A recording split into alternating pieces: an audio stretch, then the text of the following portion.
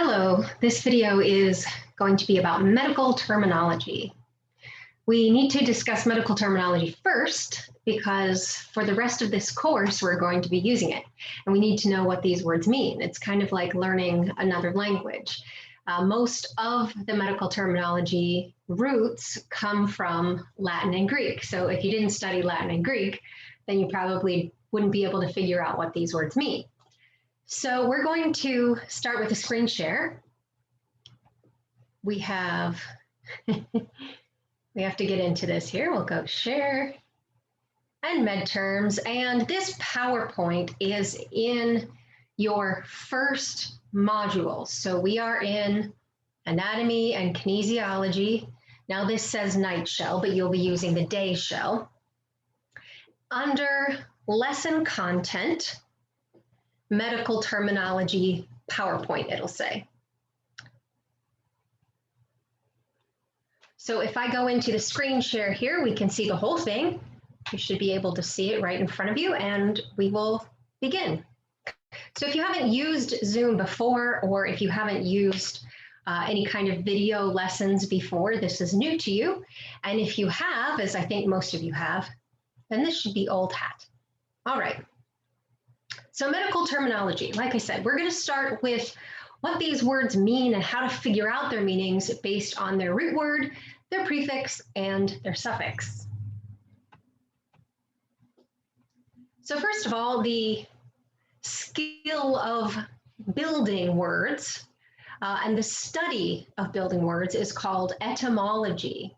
So it's basically how words are formed. And as I mentioned very briefly, most of these words are from Greek or Latin roots. Now, the interesting thing is that your Trail Guide to the Body textbook has root words for a lot of these terms at the bottom of the page. So I just turned to a random page in your textbook. It happens to be the scapula. See, scapula. And at the bottom of this page, it's page 49. It gives you the words process, scapula, and scapulae, which is the plural of scapula. And under process, there is an L, and it says going forth. So what that means, that little L down there, I know it's going to look little to you in the screen here. The L means Latin, and then the definition means going forth. So you might see that, or you might see on a different page, the deltoid, for example. Under deltoid, it says GRK, which means Greek, and then it says delta, capital letter D. So your Trail Guide book also gives you the definitions or the definitions of the word based on their Latin or Greek origin. So you can use that to help you as well. Now, medical terms are taught by building them because you can change the meaning by using a prefix or a suffix. So we are going to begin with the root words, or word root, it's the same thing. It's the portion of the word really that contains the meaning. So I have a couple of examples here. For example, cardi, C-A-R-D-I, means heart, or referring to the heart. Other examples, dent is the root word for tooth, which you may already know, like dentures, or orthodontist, something like that. Gaster, G-A-S-T-R, means stomach. Gastroenterology, maybe you've heard of that, or gastritis. Gastritis is just a general term for inflammation of the stomach, like when you're having an upset stomach. Larynge refers to the larynx. Rhine means nose, like rhino, rhinoceros. I'm sure you've heard of that before. So these root words contain the meaning. And typically it's just equivalent to something that we already know. So we have the root words, and what we do basically with the root words is we turn them into a combining form. Most of the time that means just dropping the last letter and adding an O. So for example, cardi, which means heart, becomes cardio, which is what you use to add to any suffix. So for example, cardiology means the study of the heart, okay? And all we did was add an O. So the combining form typically adds a vowel most of the time, an O, although there are some that do not. For example, if we use dent as our root word, which means tooth, right? And we add algia, see there's an A here instead of an O. Algia means pain, so dentalgia really means toothache. Rhine equals nose. If we add an itis to it, so there's an I instead of an O here. Itis means inflammation, so rhinitis is inflammation of the nose. A lot of times you would see allergic rhinitis as a diagnosis for allergies. Allergic inflammation of the nose, allergic rhinitis. Now the last one here is a typical combining form. So what we did with larynge, which means larynx, is we added an O. So we made the combining form with an O, and then added plasty, which just means like plastic surgery. And then laryngoplasty means plastic surgery on the larynx. Why you do that, I'm not really sure, but you can.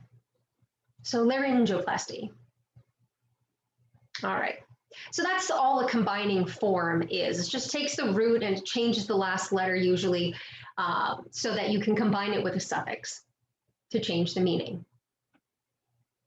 Now, prefixes, they go on the beginning of a word to change the meaning. And I have a couple of examples here. If we go back to cardi, because cardi we already know is heart and we've used it a couple of times so far. If you add the word peri, P-E-R-I, to the beginning of cardio, it means around the heart. Now, peri itself means around. Cardi means the heart. And we do have a medical term called pericardium. It's actually a connective tissue sling around the heart. So around or surrounding the heart is pericardium.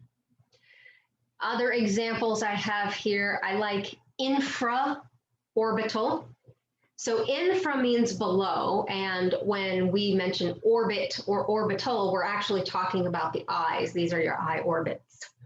So infra meaning below, orbit meaning eye. This is a word that means below the eye.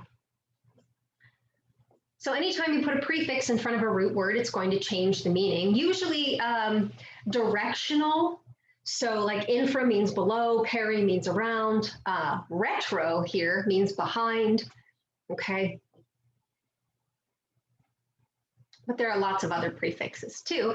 And after you watch this video, you will watch the Penguin Prof video. She does a nice job of explaining a lot of these root words, prefixes and suffixes, and putting them together with fun graphics that I don't have access to. All right, so a suffix, of course, goes on the back end of the word to change the meaning. And we've already mentioned those a little bit. So it's going to modify the meaning at the end of the word. And again, we'll go with cardi. So cardi means heart. The suffix pathy, P-A-T-H-Y, means disease of or condition of.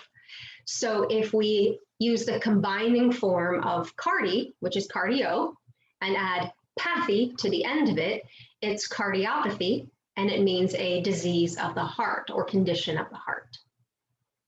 Okay. I also have a couple of examples, gastrectomy. Gastrectomy, so gaster means stomach, right? Ectomy means the removal of. So gastrectomy means the removal of the stomach. Now, again, you know, some of these are silly. Why would you have a gastrectomy? Who knows? But the point is that you changed the meaning of gaster to mean removal of the stomach. We also have laryngoscope. So here we have the combining form of larynge, which is laryngo. And again, we're talking about the larynx. And a scope is a tool for viewing something, or for examining. So laryngoscope is a tool for examining the larynx. All right, so that's it for this PowerPoint, such as it is. So we are going to be putting these words together when we are talking about the body. Now, first we start with anatomy and kinesiology, and we're going to be using these root words like myo, which means muscle, to describe certain muscles. We're also going to be using prefixes and suffixes for directional terms, and also for things like number of fiber directions, a fiber type of different muscles. I'll give you an example. So the muscle triceps. Tri is the prefix, and tri, of course, I think you probably already know, means 3. And seps refers to the number of heads or attachments, really, that a muscle has. So basically, the word triceps means 3 attachments. So that's how we're going to be using this moving forward with anatomy and kinesiology.